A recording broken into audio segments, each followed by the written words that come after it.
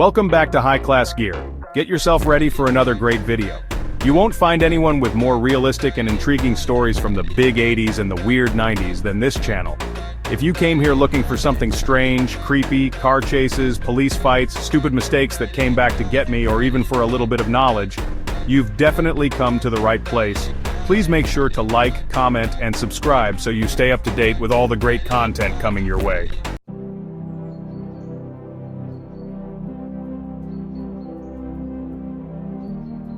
The following story takes place in the year 1984, when I was 10 years old. It was a beautiful summer day and all was well. It was myself, Taco, Casper, Brian, and Bill, and we all had been told to go outside for the day. Being children of immigrants, we had house-proud mothers who insisted on full house cleanings in the winter, spring, and now summer. As children, we were in the way, and we'd been playing Space Invaders and Missile Command on our Atari systems since we got up that Saturday morning. We watched the cartoons, ate our Cinnamon Toast Crunch with plenty of milk along with toast, swimming in fresh butter, but we were in the way. We meant well, we wanted to help, but as young boys, every time we tried to help, we made it dirtier or made the place we were in dirty after it had been clean. We were instructed by our parents, but especially by our mothers, to go out and play. I found a few friends outside on their front lawn playing as well, and we quickly gathered, looking for something to get into for the day. We rode around on our bikes, made go-karts out of scraps of wood we found around the garage, and when the day wore on and we got tired of that, we tossed the football around the house. We were then volunteered to take out the trash after having moved the lawn and gathered the grass shavings. My mother then called all of us inside for lunch, which had all the trimmings, but like clockwork, the moment we finished our sumptuous lunch, we were pushed back outside yet again. "You boys go do some activities outside. Come back in for dusk. It will be dinner then," my mother instructed all of us, to which we nodded in the affirmative and headed for the door. In the afternoon, rather than riding our bikes, we decided to take a walk. "Let's go down the block and take that long turn. I've not been down there before," Bill suggested, looking at the group for agreement. When we all directed our feet in his direction, that settled it. We made our way down the block, took that long turn and saw both sides of the street, deserted, completely deserted. Where was everybody? And as young boys in 1984, we did what we would often do when we saw old and abandoned houses. We picked up rocks and started throwing them at doors and windows while walking along. Why are so many of these houses empty like this? Where are all the people? Taco picked up 2 rocks from a pile of gravel in a driveway. My dad said something about Reagan and Reaganomics. "People can't afford them because he's taking all the money," I said, trying to repeat what I'd overheard my father discussing with the other men in my family. "Yeah, but it's also 'cause all these people were probably on crack too. They were crackheads," Bill said with effect while throwing a rock at a window and listening out for the loud bang as rock cracked glass.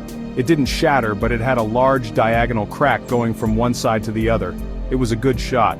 "Whoa! Look at that house down there. It's got a porch with windows and it's at the end. That's perfect, let's get that one," Bill urged us on while collecting 3 or 4 rocks in his tiny hands.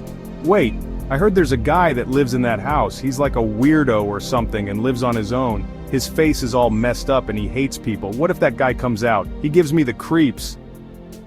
I looked with worry at the group as we approached the house. As we got closer, I could see it had a chimney with a small amount of smoke coming out of it.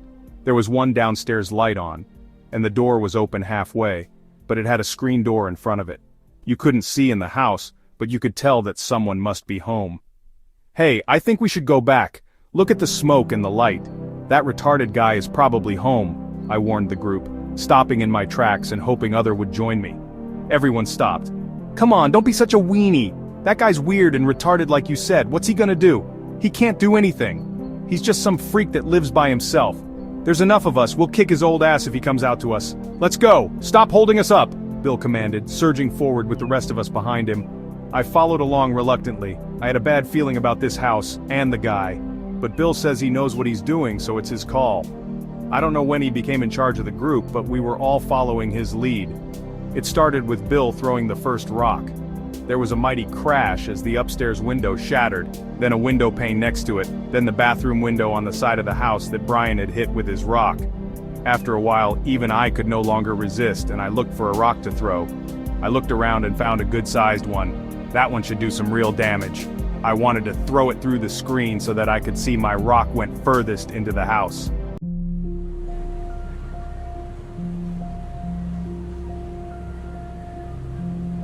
I looked up and saw everyone poised to throw the next volley of rocks, but they were frozen.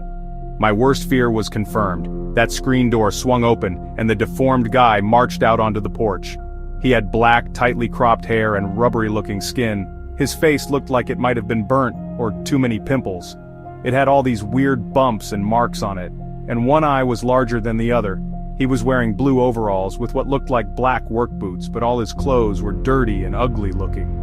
It looked like they hadn't been washed in weeks.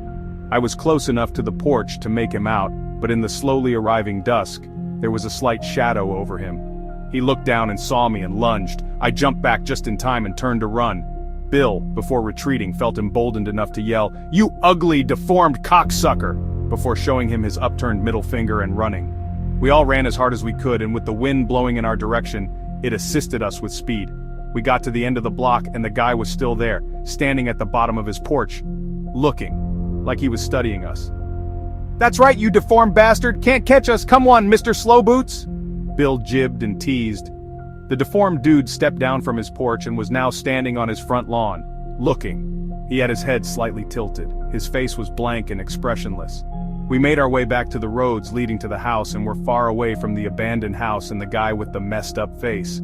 Once back in front of my house, I could hear my mother calling for me to get back inside. It was dusk, and I'd arrived. We had to go home. "So you guys headed home now?" I looked at the group. Casper and Taco looked at me and nodded. "Brian's staying with me tonight. It's time for him to try Sloppy Joe's." Bill smiled and nudged Brian. Brian was Filipino but always liked to try different foods. His mother was less conservative than ours about sleepovers and allowed him to hang out and spend the night or even the weekend at different people's homes. Now he would be trying Sloppy Joe's. We said our goodbyes and parted ways, and I headed in the house.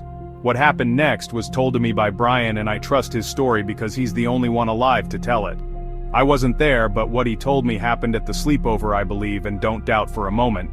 Hopefully you don't either, so here goes. Bill's parents were both working overtime and couldn't get a babysitter on such short notice. They trusted Bill and Brian to be able to watch themselves, and as they were boys, they had the run of the place and had to act like men, and so they did. They ran the place like a castle, ate what they wanted, drank as many Dr. Peppers as their hearts desired, and watched a marathon of action movies. When the night grew later, they brushed their teeth, headed upstairs, and got ready to turn in for the night. They stayed in Bill's room, which had a fold-out bed for Brian facing the window. On a hot and dry summer night, the window was slightly ajar to allow ventilation. This will be important later. According to Brian, they had both gotten into bed and settled into a fitful sleep. At some time during the night, Brian woke up, got out of bed and used the toilet. After flushing the toilet and washing his hands, he wondered why he was in darkness and went to turn on the light, but the switch didn't work. He was so tired, he just went back to bed. Later on, he woke up to a loud bump. It sounded like it came from downstairs. It was loud footsteps, and they sounded heavy, like an adult man. Brian rolled over and looked at Bill in the darkness, who was awake but still somewhat drowsy. "Bill, I know where you live. I'm here. I'm downstairs." A very faint voice could be heard. Brian looked around at Bill and was at first wondering if it was his father.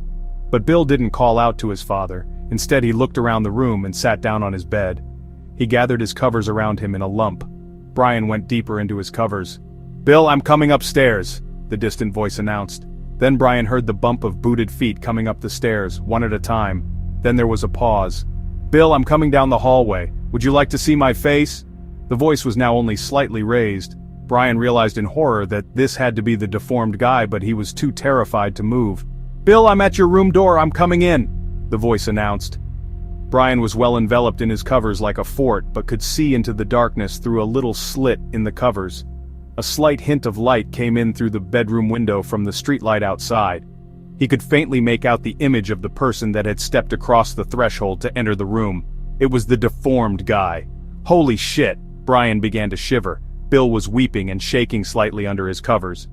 "Bill, I'm in the room now," the man announced, and then took 2 long strides in the room. He was now standing in front of Bill and Brian's beds. Brian was on the guy's right while Bill was on the left. There was a pause before the guy said, "Do you still think I'm deformed?"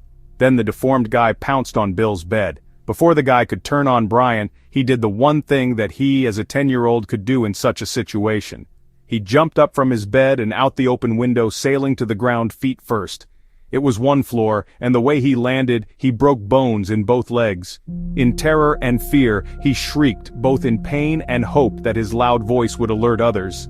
He ran until he reached his house and hysterically pounded on the door, waking up his parents and their neighbors. Brian would go to the hospital that night. The police would be called to Bill's house where they would find him, his face broken in several places and distorted to such a degree they had to consult dental records. The parents broke down, identifying his decapitated body. Bill had been beaten and choked to death. At first they questioned Brian as a possible suspect, but after investigation of the crime scene and examining the fingerprints on the door, upstairs wall and muddy handprints on Bill's body, they realized only an adult could have done such damage. The deformed guy was arrested at his house. He was standing there on the porch as if waiting for the police to come. The case to convict him would be quick and easy, but his lawyers had argued that he should be sent to an asylum as he was mentally unstable. The judge heard none of that and ruled that he would live the rest of his life behind bars. Bill's parents stayed there for another year before they sold the house and moved. They both looked thin, weak, and without any energy. Maybe selling the house and going somewhere else would allow them to start over again. Brian had to learn how to walk again, and had to wear these weird shoes that helped his posture and leg position. He told us the story one time and we just knew not to ask questions or to have him repeat it again. It was like a silent agreement.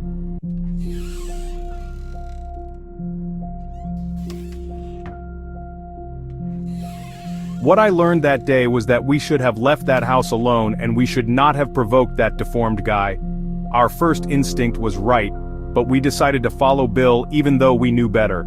Following other people into what they do or what they tell you to do can put you in situations you never dreamed of and get you in big trouble. In this case, it got someone killed.